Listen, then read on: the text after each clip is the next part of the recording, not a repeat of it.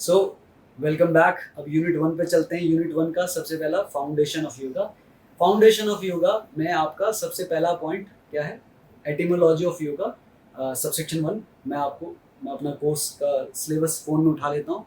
सबसे पहले क्या है? एटिमोलॉजी ऑफ योगा एंड उसकी डेफिनेशन पूछी गई है 3 टेक्स्ट के अनुसार। ठीक है, 3 टेक्स्ट के अकॉर्डिंग क्या-क्या है? पतंजलि योग सूत्र, भगवद गीता एंड कठोपनिषद। इन 3 के अकॉर्डिंग क्या डेफिनेशन? अब पहले बात करेंगे एटिमोलॉजी, मतलब उसका ये वर्ड कहाँ से आया है, इस वर्ड का मीनिंग क्या है। ठीक है, तो ये जो योगा है ये रूट वर्ड युज से आता है। ठीक है, जिसे हम बोलते हैं युज धातु, हिंदी में हम युज धातु से बताते हैं। तो युज धातु का मतलब क्या है?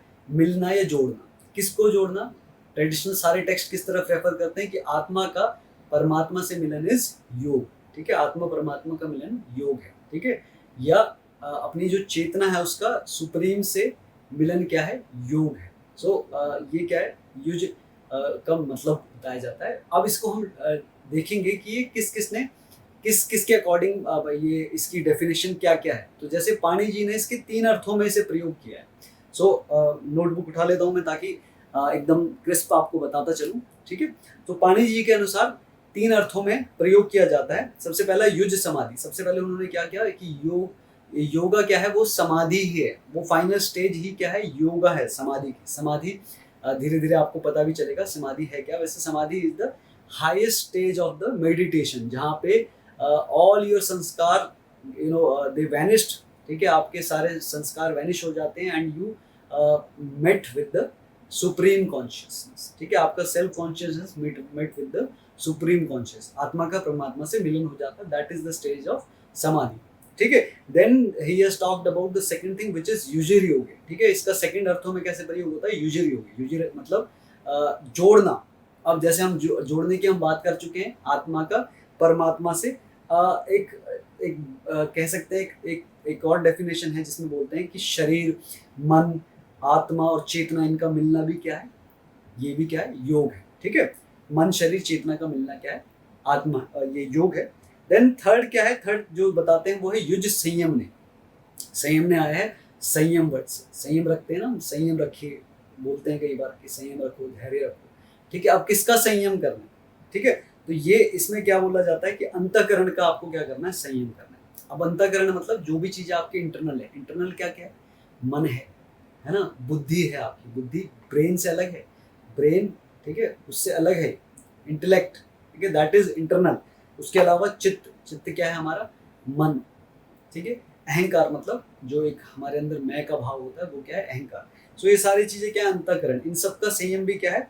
योग कहलाता है। ठीक है, तो तीसरी जो उन्होंने जो पॉइंट बोला, उन्होंने बोला युज संयम ने। तो 3 तरीके से उन्होंने क्या किया, मैं एक बार फिर से रिपीट कर दूं। युज समाधो, ठीक है, देन युजिर योगे एंड थर्ड इज युज संयम। ठीक है, ये किसने बोला? पाणिनि जी ने, महाराज जी ने बोला। ठीक है, महर्षि पाणिनि ने बोला। ठीक है, उसके बाद हम क्या करेंगे? अब इसको आगे डिस्क्राइब करेंगे। जो जैसे हमने डेफिनेशन की बताया था पॉइंट में, आप देखेंगे सबसेक्शन 1 में। तो डेफिनेशन क्या है अकॉर्डिंग टू पतंजलि योग सूत्र और भगवद गीता एंड कठोपनिषद। देखिए, एक चीज और यहाँ पे मैं क्लियर करता चलूँ कि ये जो पेपर होता है ना, ये होता है एमसीक्यू। ठीक है, तो आपको ये रटना नहीं है।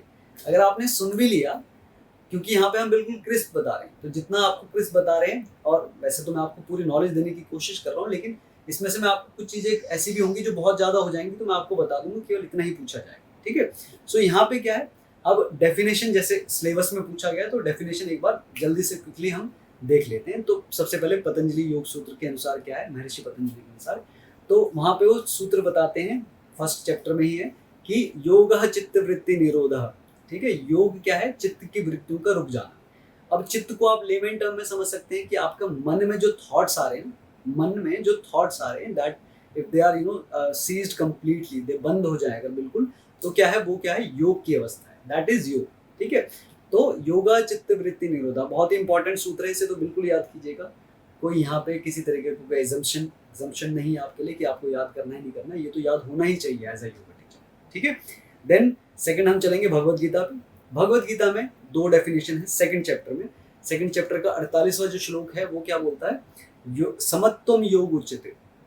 ठीक है, हर परिस्थिति में आप समता का अगर भाव रखते हैं तो वो क्या है, योग, वही योग है, ठीक है। समता का भाव रखना ही क्या है, योग है। एंड देन सेकंड जो आता है वो कौन सा है, श्लोक नंबर 50 सेकंड चैप्टर का ही, उसमें क्या बोला है, योगः कर्मसु कौशलम, मतलब कर्मों में कुशलता ही क्या है, योग है, ठीक है। तो ये दो डेफिनेशन इन्होंने दिए भगवत गीता के अनुसार है, श्री कृष्ण जी ने जो हमें दी है, ठीक है। देन थर्ड पॉइंट, थर्ड क्या है हमारा, कठोपनिषद, ठीक है। कठोपनिषद में क्या है डेफिनेशन, जब पांचों इंद्रिय मन के साथ स्थिर हो जाए। इंद्रियां क्या है, the knowledge organs of the knowledge means of knowledge in our body. क्या क्या है वो हमारे, नॉलेज किससे मिलता है, नाक से हमें स्मेल मिलती है, आंखों से दिखाई देता है, ठीक है, ये हमारा नॉलेज ऑर्गन्स है। देन कानों से सुनाई देता है, ठीक है, और उसके अलावा जीभ से आप टेस्ट लेते हैं। देन स्किन से आप क्या लेते हैं, स्पर्श लेते हैं। तो ये आपके क्या है, इंद्रियां हैं, ये आप पांच इंद्रियां, ठीक है। जब पांच इंद्रियां मन के साथ स्थिर हो जाए, ठीक है, मन को माइंड मान लीजिए, जब ये सब के सब क्या हो जाए, एक साथ एक दूसरे में मिक्स हो जाए, मतलब आपकी इंद्रियां बाहर ना भागें, आप किसी और चीज के लिए, आप कुछ खाने के लिए ना भागें, आपका मन क्या कर ले, इनके साथ स्थिर हो जाए, मतलब आप बिल्कुल स्थिर होके कि नहीं, मैं अपना जो भी काम कर रहा हूँ उसी में लगा रहूंगा, इन चीजों की तरफ, अपनी इंद्रियों की तरफ नहीं भागूं, ठीक है। तो जब पांचों इंद्रियां मन के साथ स्थिर हो जाएं और मन निश्चल बुद्धि के साथ आ मिले, ठीक है, मन क्या है आपका, बुद्धि के साथ इंगेज हो जाए, बुद्धि क्या है आपका, इंटेलेक्ट, ठीक है, आपका इंटेलेक्ट क्या हो जाए, इनसे ऊपर आ जाए, क्लियर।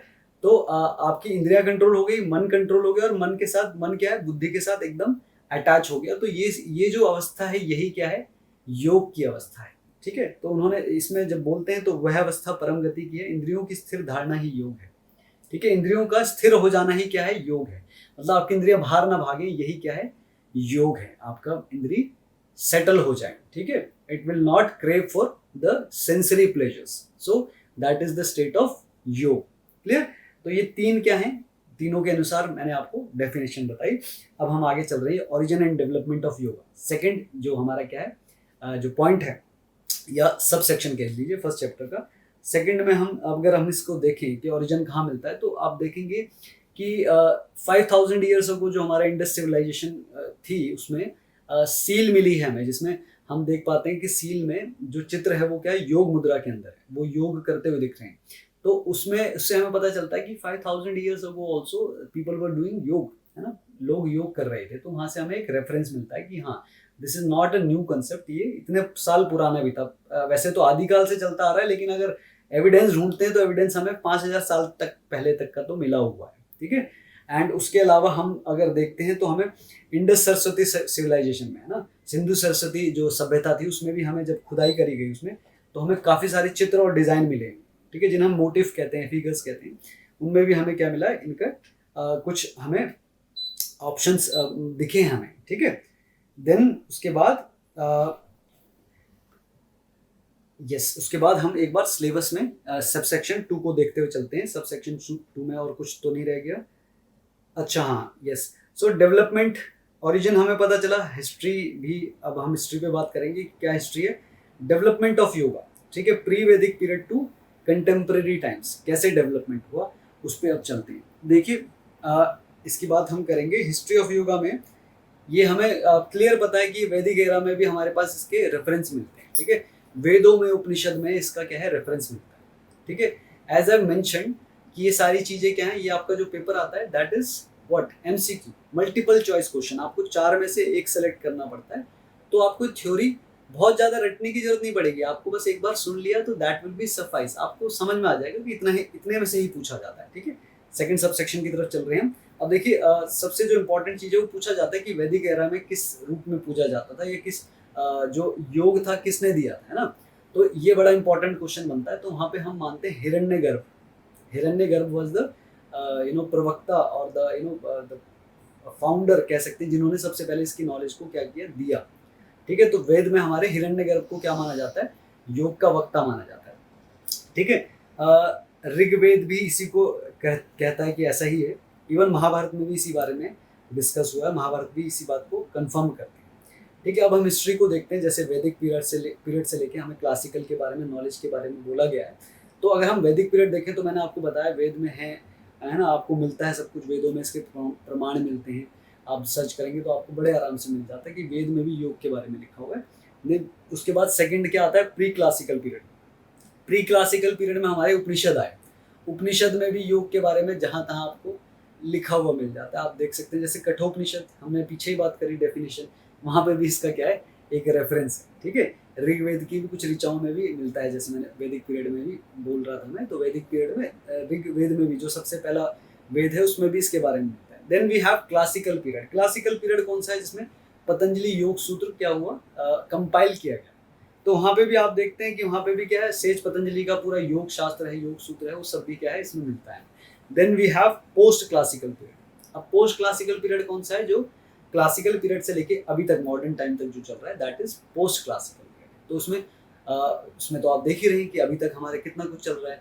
अगर हम देखें पोस्ट क्लासिकल में हमारे विवेकानंद जी हुए जिन्होंने इसका दिया है, और बहुत सारे इस तरीके से हम देखें, अरविंदो हैं जिन्होंने योग के बारे में बात की है, बहुत सारे अभी हम बात करें अयंगर, मिस्टर अयंगर जिन्होंने दिया है, पताबी जोइस जिन्होंने इसकी नॉलेज दी है, ठीक है। तो स्वरूप थोड़ा थोड़ा चेंज हुआ विद द टाइम, ठीक है, लेकिन मेन जो है वो क्या है, अगर आप देखें मेन पॉइंट सारे वही, ठीक है।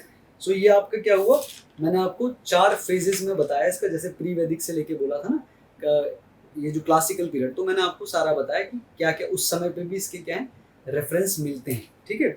अब हम चलते हैं नेक्स्ट चैप्टर की तरफ, चलिए आगे बढ़ते हैं।